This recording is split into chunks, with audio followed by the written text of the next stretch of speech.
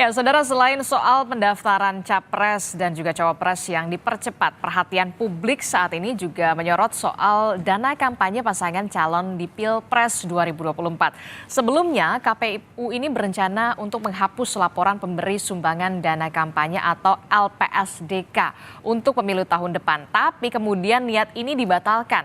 Kita bahas soal apa pentingnya LPSDK ini dan apa saja yang kemudian perlu dicermati agar laporan dana kampanye paslon di Pilpres 2024 ini transparan. Kita perbincangkan bersama dengan sejumlah narasumber kita di pagi hari ini. Ada anggota Dewan Pembina Perludem, Titi Anggraini, dan juga ada Ketua Komisi 2 DPR RI, Ahmad Doli Kurnia. Selamat pagi Mbak Titi, selamat pagi Mas Doli. Selamat pagi. Pagi, Assalamualaikum Mbak warahmatullahi Desti, wabarakatuh. Bang Loli, Waalaikumsalam. Saya langsung ke Mbak Titi dulu. Mbak Titi, ini kan bisa dikatakan masyarakat tidak terlalu aware ya bagaimana soal LPSDK ini. Sebenarnya apa urgensinya? Ya, tadi sudah disampaikan ya, ada 3 jenis laporan dana kampanye yang perlu dipersiapkan peserta pemilu. Nah, karena ini pemilu serentak, berarti baik peserta pemilu legislatif dan peserta pemilu presiden, wakil presiden. Peserta pemilu legislatif sendiri itu terbagi dua. Ada partai politik untuk pemilu DPR dan DPRD dan perseorangan untuk pemilu DPD. Nah, seluruh peserta pemilu ini menyerahkan 3 laporan dana kampanye, dimulai dengan laporan awal dana kampanye itu diserahkan 5 hari sebelum pelaksanaan kampanye. Yang kedua adalah laporan penerimaan sumbangan dana kampanye yang berisi tentang informasi sumbangan dana kampanye yang diserahkan selama masa kampanye. Dan yang terakhir, laporan penerimaan dan pengeluaran dana kampanye LPPDK yang merupakan laporan akhir dana kampanye. Jadi 3 ini, kalau yang terakhir LPPSDK itu laporan akhir dana kampanye itu diserahkan 15 hari paling lambat setelah hari pemungutan suara. Nah, karena tadi kita lihat ya sekuens waktunya Mbak Disti, laporan awal itu 5 hari sebelum kampanye. Nah, laporan akhir paling lambat 15 hari setelah hari pemungutan suara. Sementara sebagai pemilih kita perlu referensi untuk melihat salah satu instrumen kejujuran peserta pemilu itu adalah kejujuran soal penggunaan dana. Kalau kemudian laporannya sebelum masa kampanye dan 15 hari setelah hari pemungutan suara, lalu kemudian apa yang bisa kita cermati kalau tidak ada instrumen lain? Nah, oleh karena itu disediakanlah yang disebut dengan LPSDK, Laporan Penerimaan Sumbangan Dana Kampanye, yang itu praktiknya sudah dimulai sejak pemilu 2014. Harapannya apa?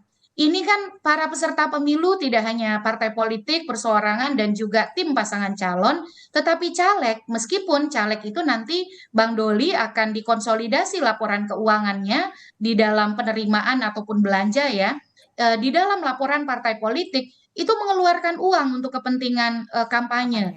Dan dari situ kan kita perlu melihat apakah para caleg dan partai politik perseorangan ini jujur. Karena kenapa? Salah satu indikator untuk menilai apakah mereka akan bisa amanah sebagai pemimpin, akan bisa menjadi regulator anggaran yang baik, itu adalah kejujuran dana kampanye. Nah, ini yang penting bagi kita publik, bahwa pencermatan kita terhadap calon bukan hanya pada rekam jejak, bukan hanya pada riwayat hidup, bukan hanya pada kecintaan kita pada ideologi partai, tetapi juga pada akuntabilitas keuangan politik mereka. Karena itulah indikator yang paling bisa kita gunakan untuk menilai kejujuran dan integritas mereka nanti sebagai pemimpin. Apalagi kalau kita lihat korupsi politik itu bahaya sekali, dan Indonesia indeks persepsi korupsinya kurang menggembirakan. Makanya masyarakat mestinya peduli ini sejak awal begitu Mbak Disi, dan ini yang harus kita ajak terus. KPU akan membuka nanti laporan awal, laporan penerimaan sumbangan dana kampanye yang akan dibuka selama masa kampanye, dan juga laporan akhir. Masyarakat perlu memperhatikan ini, mencermati ini, karena ada larangan yang tidak boleh diterima oleh partai politik ataupun peserta pemilu yang jangan sampai itu lolos begitu. Ada batasan sumbangan, Hmm. ada larangan penerimaan dari asing atau dari BUMN, Ah, BUMD, oke. dari sumber-sumber ilegal dan seterusnya. Oke, nah itu juga yang kemudian menjadi perhatian. Nah, kita langsung ke Bang Doli. Bang Doli, biasanya sumbangan-sumbangan itu dipakai untuk apa sih? Untuk kampanye spanduk kah, atau kemudian baliho, atau seperti apa? Bang Doli, dari pengalaman Anda. Iya, pertama saya kira, apa yang akan diputuskan oleh, KPU itu kita mendukung semua ya.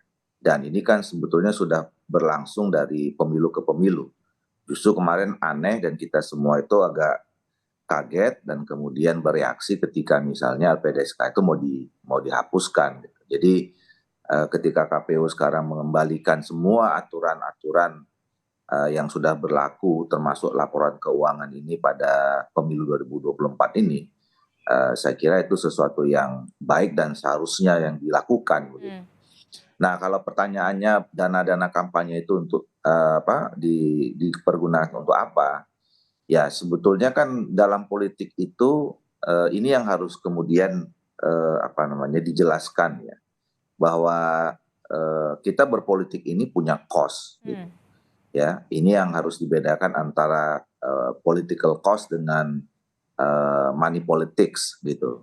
Nah, itu sebetulnya yang nanti kemudian akan bisa didapatkan indikasi awal ya ketika kita melihat ada laporan keuangan itu. Hmm. Apakah dana-dana itu masuk akal atau tidak di dalam melaksanakan kampanye atau dalam pengertian political cost itu tadi. Ya misalnya kita kalau membuat mensosialisasikan diri kita itu kan ya itu tadi butuh media-media atau disebut sekarang alat peraga kampanye ya itu kan juga harus bayar, harus beli. Terus kemudian kita mengumpulkan, menyampaikan ya katakanlah ada gak usah besar-besar deh FGD aja lah gitu ya atau diskusi di ruangan gitu. Iya. Itu kan harus sewa Ada, tempat, harus ada kemudian biaya ada yang harus konsumsinya dan dikeluarkan. segala macam gitu. Nah, jadi sebetulnya itu yang harus disampaikan ke publik ya bahwa dana kampanye itu memang real adanya. Justru ada laporan itu pentingnya supaya memang masyarakat bisa membedakan untuk kampanye atau yang saya sebut tadi political cost itu atau untuk yang lain-lain yang sebetulnya secara ya moral, secara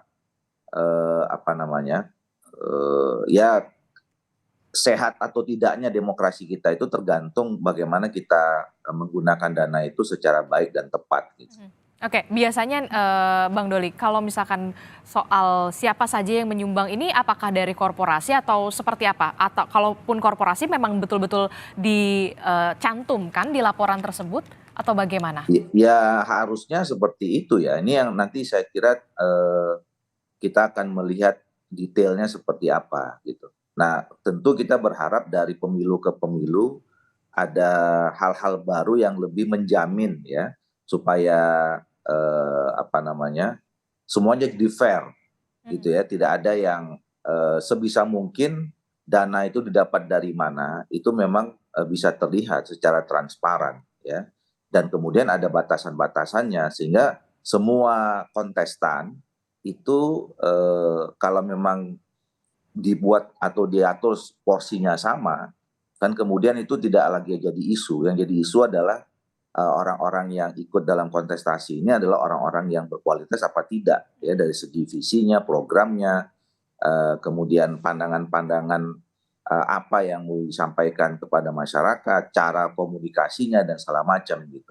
Itu yang paling penting dan itu nanti kita akan tunggu detailnya seperti apa. Oke, itu dia yang kita tunggu detailnya akan seperti apa. Nah, kita kan juga pasti harus juga mencermati dan juga mengawasi siapa sebenarnya di balik penyokong dari partai-partai ini begitu ya. Kalau dari Perludem sendiri mencermatinya seperti apa dari evaluasi 2014 lalu? Apakah memang sudah sesuai? Misalkan pengusaha A memang menyumbangkan ya ditulis 2M misalkan 2 miliar padahal lebih dari itu sumbangannya. Apakah Perludem juga punya catatan soal itu? Ya Mbak, jadi batasan sumbangan dana kampanye peserta pemilu itu boleh menerima sumbangan dana kampanye. Kalau dari individu untuk partai politik dan pasangan calon presiden, wakil presiden itu maksimal 2,5 miliar. Kalau dari badan hukum privat itu maksimal 25 miliar. Hmm. Tetapi dalam temuan kami tidak pernah ada satupun yang menyumbang sampai angka maksimal tadi 2,5 miliar atau sampai dengan 25 miliar untuk badan hukum privat. Kalaupun ada, dia itu sifatnya adalah perkumpulan. Jadi orang perkumpulan hobi mengumpulkan sumbangan dapat angka namanya sumbangan kelompok sampai 2,5 miliar begitu. Tetapi penyokong terbesar dana kampanye partai politik itu adalah sumbangan dari caleg.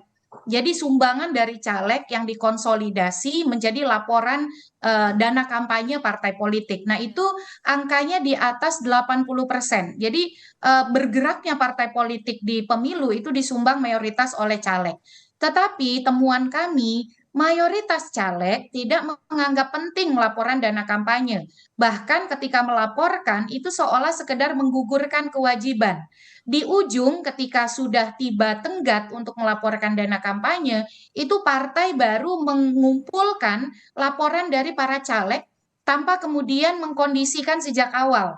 Jadi sejak awal disampaikan misalnya bahwa caleg harus membuat laporan, harus ada catatan yang menyeluruh keluar masuk dan seterusnya. Pada dasarnya undang-undang itu mengatur yang boleh menerima sumbangan itu adalah partai politik. Nah, ketika dia berasal dari caleg, maka dia harus dilaporkan kepada partai. Itu pertama. Jadi kesadaran caleg itu nih terus terang Bang Doli masih sangat rendah terkait dengan pelaporan dana kampanye. Karena ini juga partai yang tidak terlalu menjaga caleg untuk tertib begitu. Yang kedua, banyak yang tidak mencatatkan sebenarnya. Jadi kalau kita bandingkan, kami pernah membandingkan antara jumlah bahan kampanye, alat peraga, pertemuan tatap muka, pertemuan terbatas yang dilakukan oleh caleg. Ternyata itu yang dilaporkan jauh lebih rendah dari apa yang dikeluarkan. Nah, kalau misalnya soal kebenaran laporan sendiri, kita kan mendengar ya beberapa pernyataan dari PPATK, Ketua PPATK, soal adanya kecurigaan aliran-aliran dana yang sebenarnya dilarang. Peserta pemilu itu tidak boleh menerima dana dari sumber kejahatan, apakah kejahatan lingkungan, narkoba, transaksi ilegal pencucian uang dan seterusnya. Dari BUMN, BUMD itu tidak boleh. Tapi kan kemarin temuan PPATK menarik ya.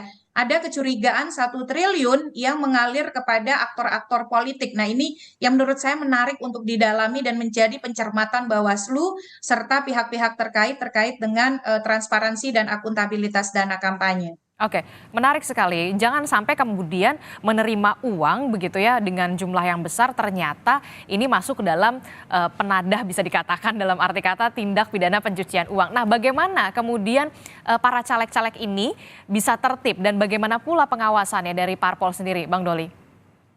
Ya, sebenarnya memang kan caleg-caleg ini dalam konteks caleg ya, ini kan beragam ya.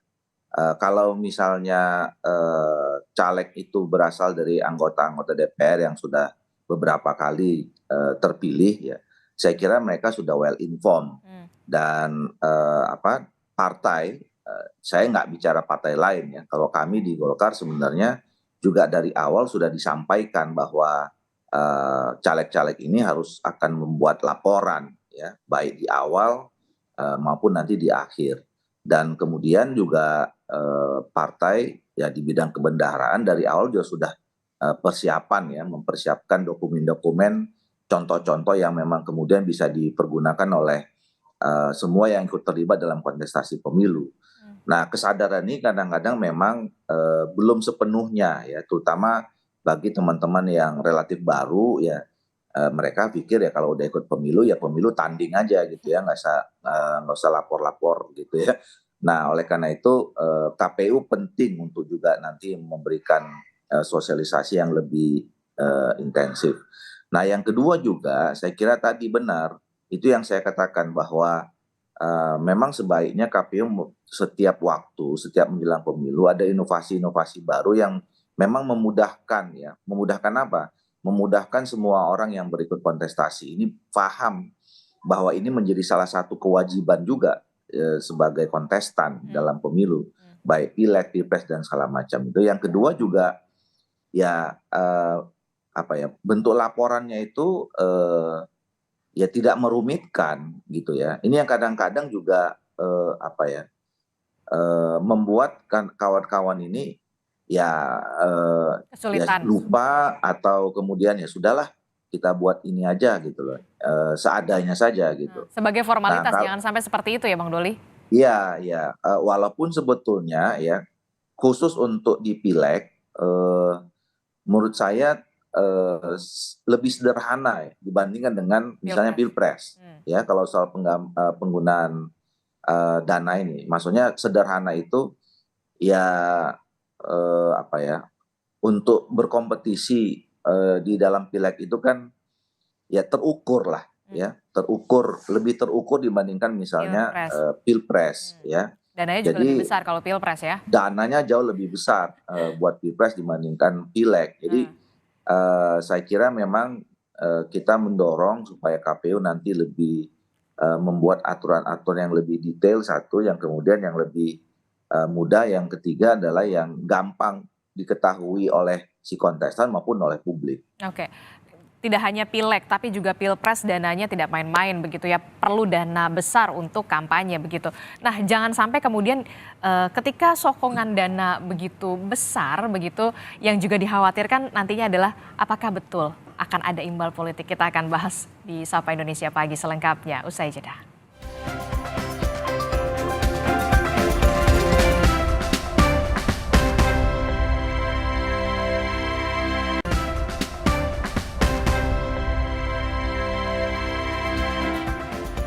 Masih melanjutkan dialog kita di pagi hari ini soal bagaimana laporan sumbangan dana kampanye, begitu masih dengan Mbak Titi dan juga Bang Doli di sini. Kita melihat PPATK bahkan juga menyebut akan ada peningkatan pencucian uang jelang Pilpres 2024. Nah, Perludem sendiri seperti apa melihatnya? Ya, ini memang menjadi catatan yang sangat krusial ya, karena harus diakui bahwa banyak sekali pernyataan dan juga itu yang sudah terbukti politik kita berbiaya tinggi.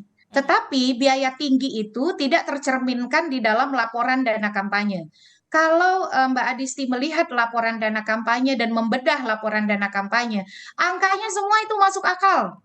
Jadi tidak ada tuh yang miliaran, puluhan miliar yang disebutkan dikeluarkan caleg untuk memenangi pemilu. Yang dilaporkan itu semua masuk akal dalam angka-angka yang sangat wajar dan angka yang nominal yang bisa dikatakan kita pun masih bisa maju di proses pemilu. Tetapi kan keluhannya ini politik biaya tinggi, itu pertama. Berarti laporan dana kampanyenya tidak mencerminkan politik biaya tinggi tadi. Jadi ada disparitas antara akuntabilitas dengan realitas yang ada di lapangan. Yang kedua adalah soal tadi kasus-kasus pencucian uang. Yang bahayanya itu adalah Mbak, karena politik biaya tinggi melahirkan kebutuhan pendanaan yang besar dan itu beredar di ruang-ruang ilegal yang tidak bisa kita akses akuntabilitasnya, maka karena dia di ruang-ruang ilegal, maka sumber dananya kan juga ilegal. Disitulah potensi masuk misalnya bisa jadi uang-uang hasil kejahatan lingkungan, seperti PPATK sebutkan, uang-uang hasil tindak pidana korupsi, atau uang-uang hasil dari sumber yang dilarang oleh negara. Kan tidak boleh tuh perjudian, narkoba, dan seterusnya. Bahkan konon katanya juga ada aliran uang narkoba. Nah pertanyaannya ketika dana itu masuk kepada seorang pembuat kebijakan atau pengambil keputusan yang dipilih melalui pemilu, apa yang mereka harapkan? Pasti imbal balik kan? Nah, imbal balik apa yang bisa diberikan? Meskipun parlemen misalnya adalah kolektif kolegial, tapi ada ruang-ruang yang kemudian itu berbahaya. Pembuatan kebijakan, lalu kemudian penganggaran, dan lain sebagainya. Termasuk perizinan misalnya. Perizinan yang bisa dikeluarkan dengan kepentingan-kepentingan yang sifatnya pragmatis dan merugikan. Nah ini yang menurut saya Bang Doli berkali-kali selalu menyampaikan ada moral hazard yang harus kita eliminir di dalam pemilu. Moral hazardnya itu apa? Satu, jual beli suara, nanti Bang Doli bisa menambahkan kalau kurang gitu ya. Jual beli suara, nah uang-uang ilegal itu banyak dipakai untuk juga kepentingan ilegal. Kepentingan ilegalnya apa? Tadi menyuap pemilih, vote buying, jual beli suara. Dan dalam beberapa hal menyuap penyelenggara pemilu untuk kepentingan rekayasa hasil. Jadi dia tidak hanya berhenti pada sumber uang yang ilegal, tetapi juga penggunaannya yang juga ilegal dan akhirnya adalah dampaknya keterpilihan yang tidak berkontribusi bagi kepentingan orang banyak begitu. Oke, Bang Doli, bagaimana Anda mencermati ini? Jangan sampai kemudian akan ada ruang-ruang gelap, ada uang ilegal untuk penggunaan ilegal. Ya tentu pertama dengan aturan ya, dengan regulasi yang kita susun. Makanya dari awal sebetulnya kami di Komisi 2 itu mendorong supaya semua regulasi termasuk yang paling prinsipil misalnya seperti undang-undang itu harus juga sudah mulai mengatur secara detail ya apa namanya bagaimana kita mengantisipasi atau menghilangkan lah praktek-praktek moral hazard seperti yang tadi disampaikan itu ya. Nah jujur saja memang sampai sejauh ini aturan kita tuh memang belum lengkap, belum detail. Nah oleh karena itu kita sebenarnya lebih sangat berharap pada dua institusi ya. Yang pertama KPU yang memang bisa menerjemahkan dengan fasilitas undang-undang yang ada gitu ya, dibuat semaksimal mungkin untuk menghindari praktek-praktek moral hazard itu. Nah yang kedua ya itulah apa namanya fungsi dan guna keberadaan Titi dan kawan-kawan bersama dengan masyarakat sipil ya yang terus harus memonitor, mengontrol Ngawasi. gitu ya, mengawasi, nggak jenuh-jenuh berhenti menyuarakan gitu ya, sehingga memang ya kalau misalnya semua sirkumstannya mengatakan jangan, jangan kan lama-lama kan pusing juga nih yang ikut kompetisi apa yang ikut berkompetisi ini gitu. Nah yang bahaya itu kan kalau tidak ada yang mengingatkan gitu ya. Nah tapi ke depan saya kira PR kita masih banyak termasuk soal regulasi ya. Bagaimana supaya memang pemilu kita ini menjadi pemilu yang bersih, berwibawa gitu ya, sehingga memang outputnya menghasilkan orang-orang yang memang bisa dipercaya karena memang prosesnya memang betul-betul clear dan sehat gitu. Oke, tapi Bang Doli kan kalau di politik tuh ya ada istilahnya ya nggak ada makan siang yang gratis begitu. Nah ini yang kemudian dikhawatirkan ada imbal politik, ada kemudian yang diharapkan oleh penyokong dana, entah kebijakan yang pastinya yang perizinan tadi disebutkan oleh Mbak Titi. Kalau Bang Doli sendiri seperti apa? Apakah memang ada syarat dan ketentuan berlaku kalau soal itu? Saya kira itu juga sulit untuk bisa apa namanya dibuktikan, apalagi misalnya ya kalau di apa buat di pemilu legislatif ya. Ini kan jumlahnya banyak ya. Jadi kalaupun misalnya ada terindikasi apa namanya ada interaksi, adanya terbangun komitmen antara si calon dengan orang yang ingin membantu kemudian nanti dikompensasikan pada saat dia terpilih. Tidak hanya di Menurut saya pileg tapi juga di pilpres begitu? nah, itu persoalannya kemudian kalau apa namanya di Pilpres mungkin itu akan banyak apa namanya lebih dimungkinkan Ah. ya. Nah, lebih berpeluang lah kata begitu. Nah, oleh karena itu memang yang kalau misalnya soal dana kampanye ini mungkin ya terhadap proses Pilpres ini yang kemudian kita harus lebih watching gitu ya, lebih detail karena memang satu dananya cukup lebih besar ya, kemudian yang kedua ya apa yang tadi dikhawatirkan itu lebih memang mungkin terjadi gitu, karena kan itu langsung kepada soal kebijakan tertinggi ya. Kalau di legislatif ini kan urusannya undang-undang ya, undang-undang ini kan prosesnya juga panjang. Kalau misalnya dibuat komitmennya sekarang, katakanlah begitu ya, itu juga nggak gampang, nggak mudah kemudian nanti apa namanya di dalam prakteknya itu bisa dilakukan. Tapi intinya adalah bahwa yang paling penting adalah kita semua tahu ya aturan-aturan ini secara rinci mana memang yang harus kita tidak boleh lakukan ya dalam rangka mencederai proses demokrasi dan pemilu kita, mana yang tidak. Nah, dari sana kita memang harus kemudian jujur. Nah, jujur itu memang harus didorong. Satu, memang harus dari komitmen dari orang-orang yang terlibat sendiri. Yang kedua dari aturan. Nah, aturannya ke depan saya kira harus kita lebih buat yang lebih lengkap lah kira-kira gitu. Oke, kalau berbicara soal aturan, apa yang perlu diperbaiki? Kalau misalkan yang mengawasi bisa dikatakan hanya perlu DEM dan juga teman-teman yang lain, perlu nggak sih kemudian juga menggandeng rencana PPATK dan juga KPK di sini? Oh perlu, ya itu yang saya dan kemudian sudah kami dorong ya di dalam aturan apa dalam undang-undang kita pemilu ini belum banyak pasal-pasal yang mengatur soal apa namanya mengantisipasi atau kita menghilangkan praktek moral hazard pemilu tadi itu ya money politics, political transaksional, vote buying dan macam-macam itu ya. Nah termasuk interaksi apa namanya antara si kontestan dengan pihak-pihak ketiga yang mungkin bisa menitipkan ya agenda-agenda pihak ketiga itu dalam kontestasi politik ini. Nah itu yang kemudian sekarang jujur harus kita katakan belum lengkap dan nanti ke depan harus kita atur lebih lebih lengkap lagi.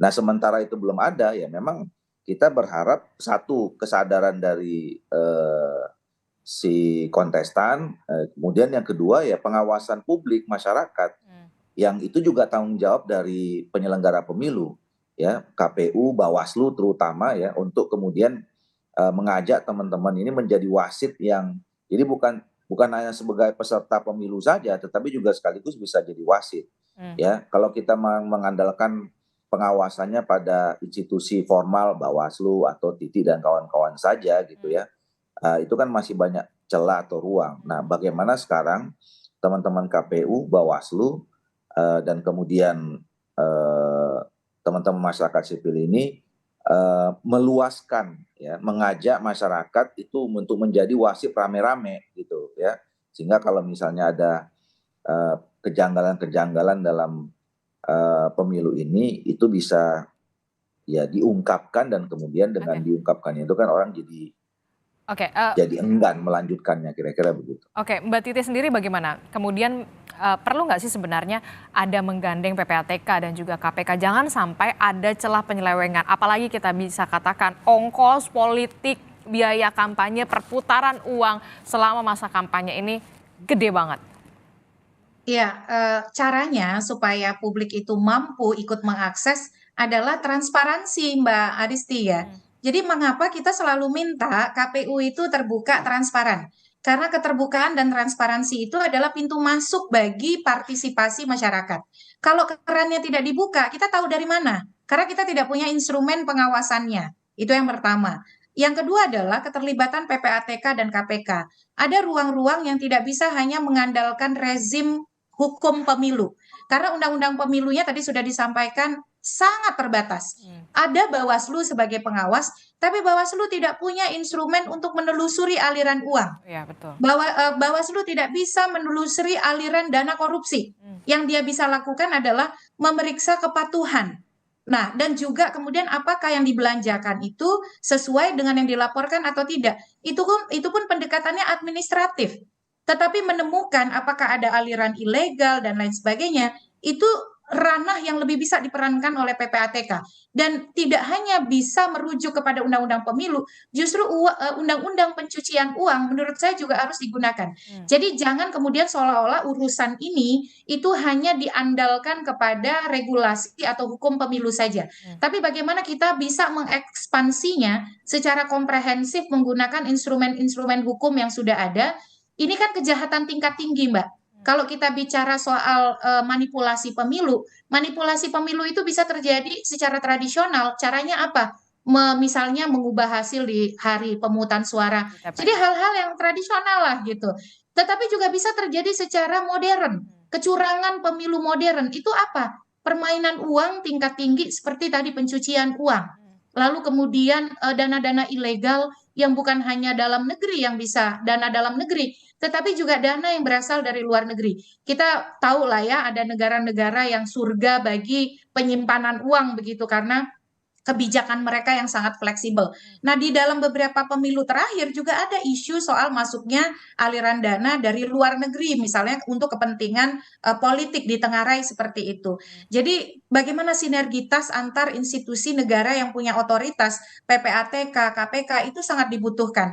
Yang kedua adalah tidak hanya mengandalkan undang-undang pemilu, tetapi instrumen undang-undang pencucian uang, undang-undang tindak pidana korupsi itu bagaimana juga bisa menjadi pelengkap begitu. Dan terakhir saya kira terobosan di masa yang akan datang, India itu selama masa pemilu tidak boleh ada peredaran uang tunai di atas 50.000 Indian rupee. Kalau kita konversi sekitarnya 10 jutaan.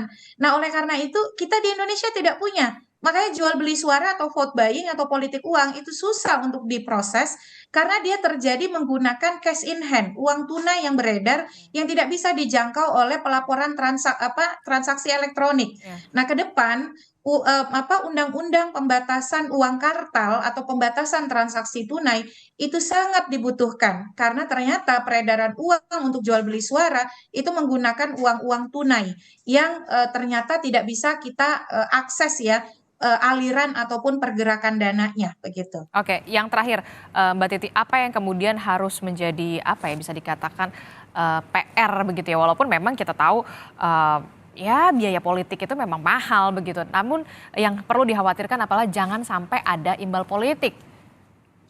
Iya, oleh karena itu supaya jangan sampai ada imbal politik, tadi seperti Bang Doli sudah sampaikan, publik itu harus berisik begitu. Media juga harus membantu membangun kesadaran kita untuk cermat menelisik akuntabilitas laporan dana kampanye. Selama ini laporan dana kampanye kami pernah menulis penelitian basa-basi laporan dana kampanye, hanya sekedar untuk menggugurkan kewajiban. Apa yang keluar dan apa yang diterima itu tidak sepenuhnya mencerminkan kebenaran itu.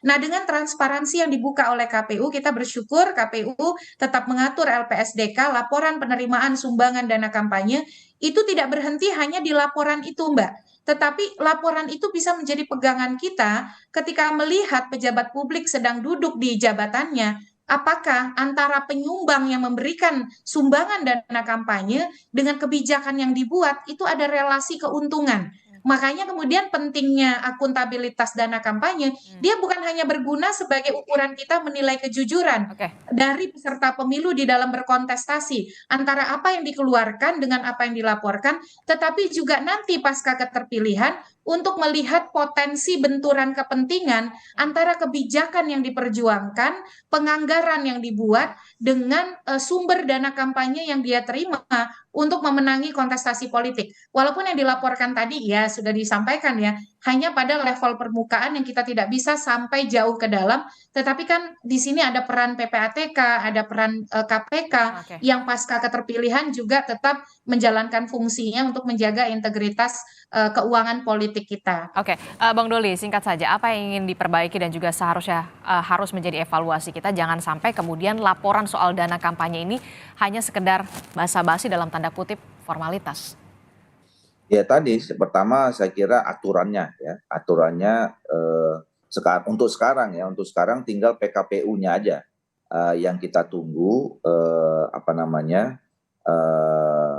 bagaimana ada inovasi-inovasi baru ya di dalam pelaporan itu, dan kemudian Bawaslu juga saya kira juga nanti harus membuat peraturan yang bisa lebih kuat untuk bisa mengawasi soal dana kampanye ini.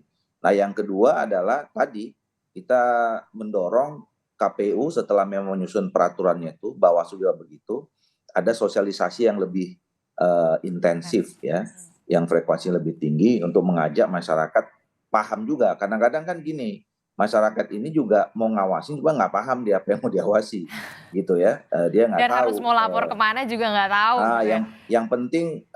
yang penting ini nggak boleh, itu nggak boleh, ini nggak boleh gitu. Nah sebetulnya ini yang juga harus kemudian tersosialisasi dengan baik, bahwa mengawasi pun ada caranya gitu ya, harus tahu apa pelanggarannya, kemudian mau diadukan ke siapa, apa tindak lanjutnya gitu. Itu yang juga paling penting harus diketahui oleh masyarakat banyak.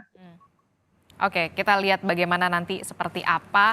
Yang jelas kemudian kalaupun caleg ataupun baca pres ini eh, tidak hanya berkuar-kuar bersih, tapi dari yang paling awalnya dulu laporan dana kampanyenya ini seperti apa. Terima kasih Ketua Komisi 2 DPR RI, Bang Doli Kurnia sudah bergabung bersama Sama-sama. kami dan juga Mbak Titi juga dari Perludem telah bergabung bersama kami. Terima kasih untuk perspektifnya di Sapa Indonesia pagi hari ini.